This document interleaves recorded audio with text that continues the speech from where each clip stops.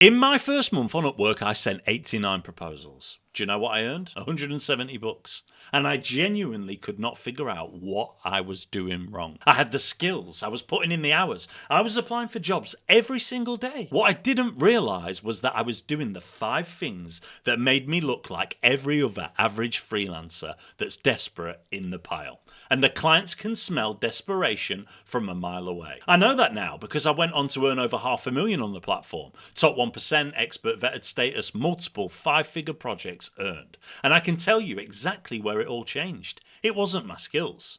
These are the 5 things that I stopped doing. And if you're doing any of them right now, they are costing you far more than you realize. Listen closely, guys, because the first mistake is the one that sets the tone for everything else. I was applying to every single job that came up. It didn't matter where the client was based. It didn't matter what their history looked like. It didn't matter if the budget was $50 or $5,000. None of it mattered. I was available. I was accessible. I was online, refreshing and applying. And that energy comes through in every single proposal that you send. Here's what I didn't understand at the time. Being accessible is unattractive.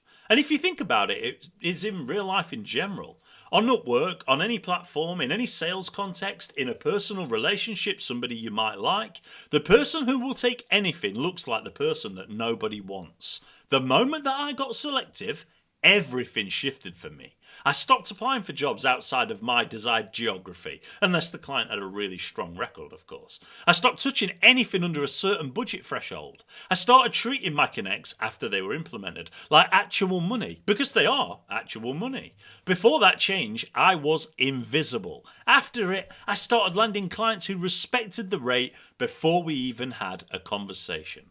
Upwork is not a job board, it's a marketplace. And in a marketplace, you have to position yourself because how you position yourself is everything. If you treat it like LinkedIn jobs, you will get LinkedIn level results. Guys, this is don't too, and come close for this because this one's important.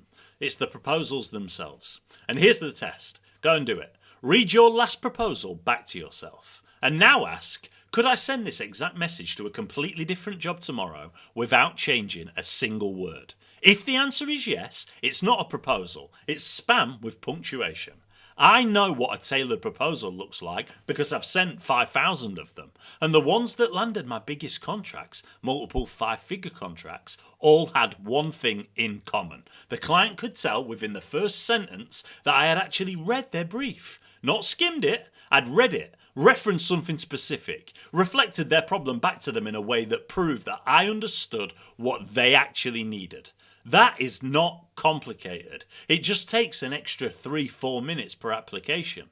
And here's the trade-off. You send fewer proposals technically because each one takes longer. Your connects go further because you're applying only where you've done your homework. And your reply rate goes up because you no longer look like everyone else in the room. If I can copy and paste your proposal to a different job, it is trash. This third one is the one that nobody talks about and it's critical. Before you write a single word of a proposal, look at how many proposals are already on the job.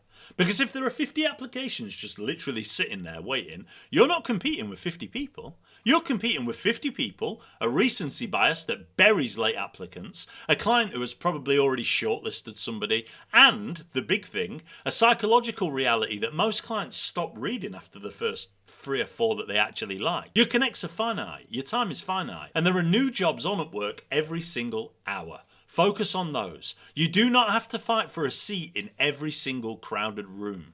I have a hard filter on proposal count before I apply for anything. If the number is already high, I move on.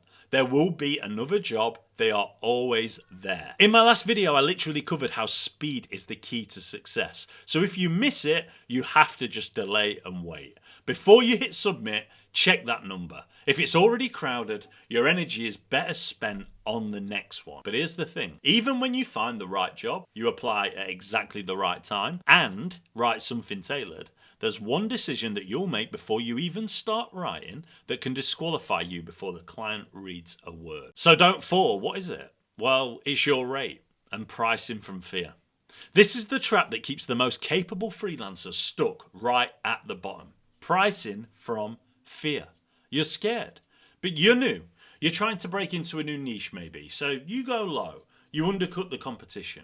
You're trying to get a foot in the door, build your reputation, build your reviews. Raise the rates later. I've heard it 1,000 times. But here's what actually happens. The clients you attract at a low rate are disproportionately the ones who choose you because you were the cheapest option. You were the cheapest available option. And those clients, more often than not, are the ones who make the work the hardest. Trust me, feel the pain through the camera. Take the longest to deliver the results and leave you with the least to show for it. And now, worse, your account history is built around that rate, those clients and that positioning. Other people see it. Getting out of that corner takes months. But what's an even harder truth than that is this. A suspiciously low rate doesn't make you look accessible.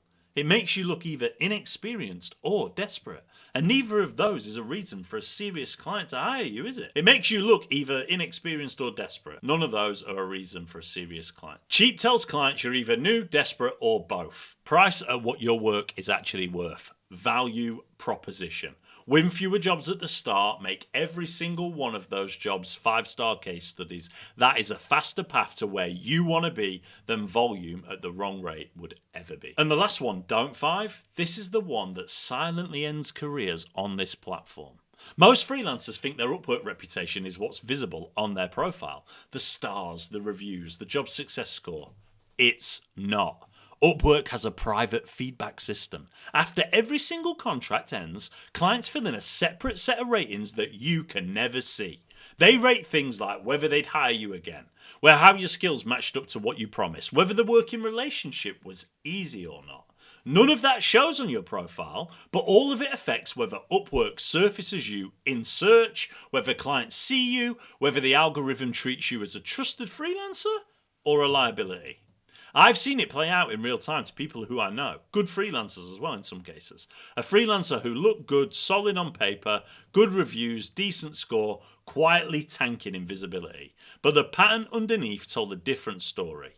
Their contracts were abandoned, expectations managed poorly, communication that went quiet at the wrong moments. The platform saw it even when the profile didn't show it. Every contract is a 2-part score, the one that you see and the one that you don't see.